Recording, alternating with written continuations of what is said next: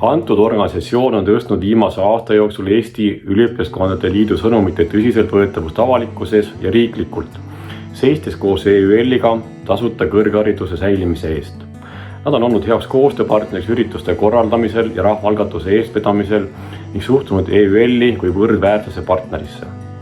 Tänu nende panusel on teadlased, tudengid ja ka akadeemilised töötajad koondunud ühise eesmärgi nimel kokku ning aidanud üksteist võimestada teemades, mille nimel üksi seistes kipub jõuetus tekkima. Koostöö tulemusel on suudetud edukamalt osutada valupunktidele teadus- ja arendustegevuse ja kõrghariduse maastikul ning see on toonud ka tulemusi. Just seetõttu on akadeemilised ametiühingud teeninud EÜL-i aasta tudengisõbra tiitli. Palju õnne! See isik on olnud viimase aasta jooksul EÜL-i ja tudengkonna suur toetaja ning seda mitmes mõttes. Ta on aidanud kaasa erinevate kohtumiste korraldamisele, olgu need avalikud või suletud kabineti uste taga, eesmärgiks alati kõrghariduse ja teaduse heaolu. Lisaks on ta olnud hea koostöö edendaja, tuues enda sõnumitega ühele poolele õppejõud, teadlased ja üliõpilased, ikka ühistest eesmärkidest ajendatuna. Ta on kasutanud pidevalt enda platvormi meedias ja sotsiaalmeedias, et tagada tudengisõbralike seisukohtade silmapaistvus avalikkuses ning aidanud võimendada ka EÜL-i enda sõnumeid. Samuti oli ta üks kevadise rahvaalgatuse eestvedajatest.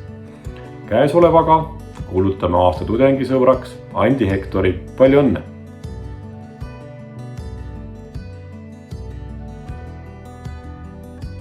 Ma olen Kerlin Kill ja ma olen Eesti Üliõpilaskondade Liidu turundusjuht.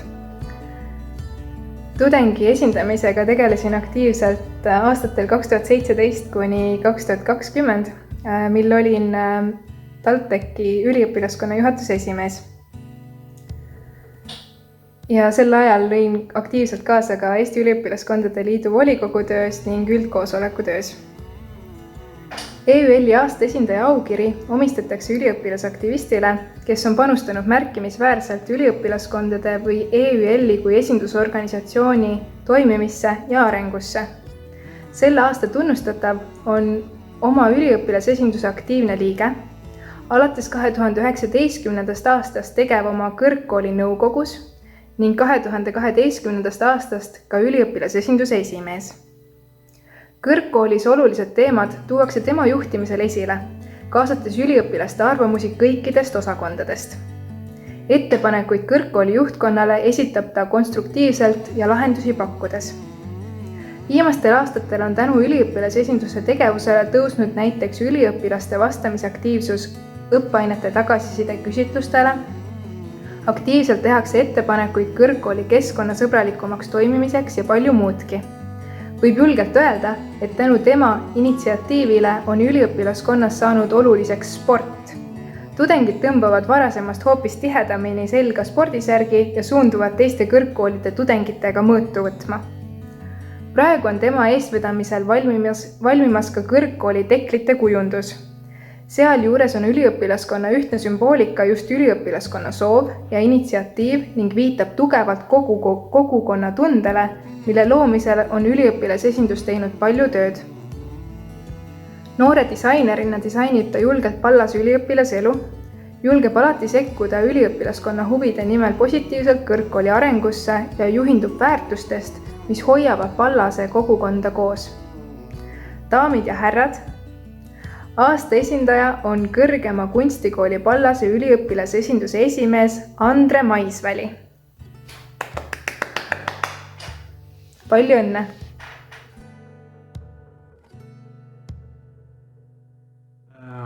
Mina olen Martin Paluoja, ma olen Eesti Üliõpilaskondade Liidus olnud juba aastaid ja aastaid, ilmselt paljud teist teavad mind.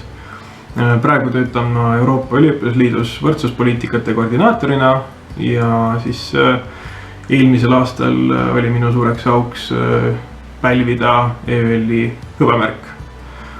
Ja see aasta siis paluti mul juhatada sisse siis selle aastase samaväärse auhinna saaja, mida ma hea meelega ka teen.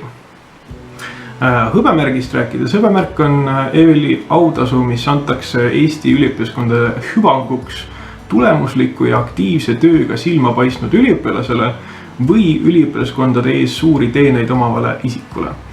Nii et väga uhke autasu.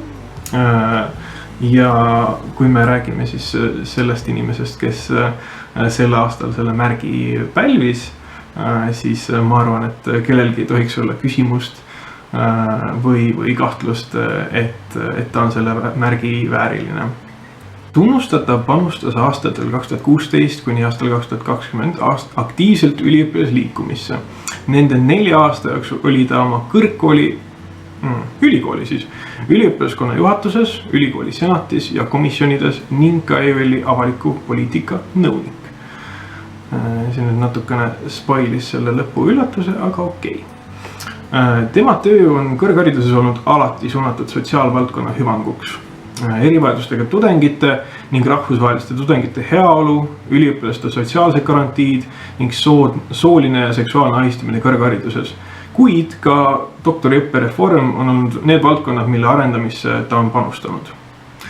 Ainuüksi sooline ja seksuaalne ahistamine kõrghariduses uuringu koordineerimise ning rahastuse leidmisest oleks ta tänu vääriline. Lisaks sellele aitas ta juhtida avaliku poliitika seisukohtade uuendamist, strateegia loomist, põhikirja ja töökorra uuendamist ning kaasava organisatsiooni käsiraamatu ja praktikate kaardistuse loomist. Kõigele sellele eelneb töö oma kõrgkooli üliõpilaskonnas, kus ülikool sai lihtile häälkästlused nägemisraskustega tudengite toetamiseks, automaatselt avavad uksed liikumispuudega tudengite jaoks, pandi alus majakasüsteemile, et aidata nägemisraskustega tudengitel hõlpsamini liigelda, jätkati erivajadustega tudengite ümarlauaga, kutsuti kokku rahvusvaheliste tudengite ümarlaud, loodi ühiskondlikku aktiivsust tunnustav stipendium ja palju muud.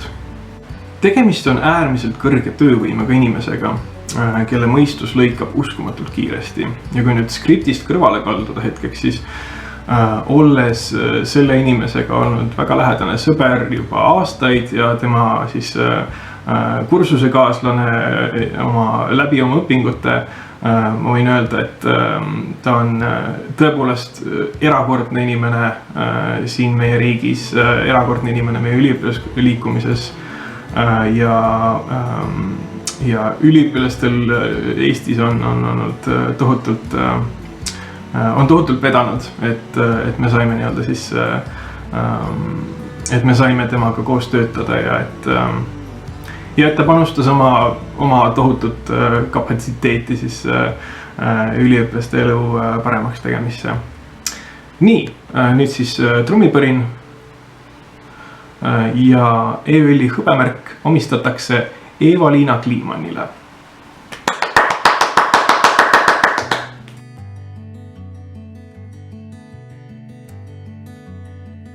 Tervist! Minu nimi on Elis Tootsman ja ma olen Eesti Üliõpilaskondade Liidu endine kommunikatsioonijuht ja alles hiljaaegu hoidsin ka nõukogu liikme rolli. Eelmine aasta samal ajal sain ma organisatsiooni käest oma pikaaegselt teenete eest liikumisse kõige kõrgema tunnusmärgi, milleks on siis kuldmärk. Ma pean teile ausalt ütlema, et oma tänukõne pidades olin nii närvis, ma usun selle praktiliselt kohe pärast selle pidamist ära. Sellel aastal ei ole olukord väga erinev. Ma olen väga närvis, kuid ma võin teile garanteerida, et neid sõnu jään ma veel pikaks ajaks mäletama ja ma kohe räägin teile miks.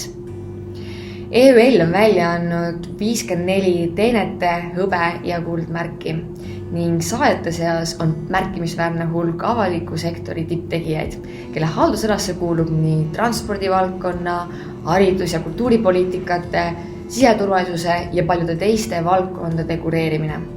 Meie seas on ka üks Riigikogu liige. Kuna selle aasta kuldmärgi laureaat on esindusliku välimusega, intelligentne ja töökas inimene, siis suure tõenäosusega istub meie seas hoopis järgmine keskkonnaminister. Ma tegin nalja. Meie teenete märgi, hõbemärgi ja kuldmärgi saajate seas on siiski ka väga palju ettevõtjaid, doktoreid, advokaate, juriste, IT-valdkonna tegijaid ja paljusid teisi eksperte. Seega avalik sektori saa tema jaoks olema kindlasti mitte ainukene väljund. Kui rääkida kuldmärgi laureaadist, siis tema kohta on öeldud, et tal on erakordselt head diplomaatilised oskused. tema kompromisside kunst on toonud laua taha meie jaoks väga olulised strateegilised partnerid, viies seeläbi organisatsiooni kõrghariduspoliitikat palju kõrgemale tasemele. Veel enam, ta on aastaid seisnud hea selle eest, et üliõpilased oleks kaasatud oma valdkonna kõige tähtsamatesse otsustusprotsessidesse. Lisaks sellele öeldakse tema kohta, et ta on väga hea meeskonnamängija.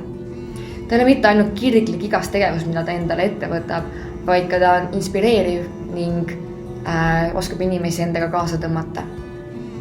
Ma teile oma kõne algus ütlesin, et ma olen sellel aastal seda kõne pidades väga-väga närvis. Ja ma olen närvis sellepärast, et mul on suur au sellel aastal anda kuldmärk edasi inimesele, keda pean oma väga heaks sõbraks ja mõttekaaslaseks ning keda ka ise väga-väga-väga hindan. Me oleme temaga maha pidanud tundide pikkuseid arutelusid nii organisatoorsetes küsimustes, arutanud maailma asju, Eesti Üliõpilaskondade Liidu äristrateegiaid ja paljusid teisi teemasid. Ta on keegi, kes on andnud mu igapäeva kaasa väga palju energiat ning ka väga palju õppetunde, mida kindlasti väga hindan ja väärtustan. Nagu ma ka enne ütlesin, siis Eesti Üliõpilaskondade Liit on välja andnud 54 teenete hõbe ja kuldmärki. Nendest 11 on kuldmärgi saajad ning nendest omakorda 4 on naistel. Sellel aastal on mul väga-väga hea meel välja kuulutada 12 kuldmärgi saaja, kelleks on juhuslikult 5 naine. Mul on hea meel öelda, et sellel aastal annab Eesti Üliõpilaskondade Liit välja oma kuldmärgi pikaaegsete teenete eest tudengliikumisse minu väga heale sõbrale ja mõttekaaslasele, kelleks on Brit Järvet. Palju õnne sulle, ma olen nii uhke sulle ja sa oled selle väga välja teeninud. Kallistan sind.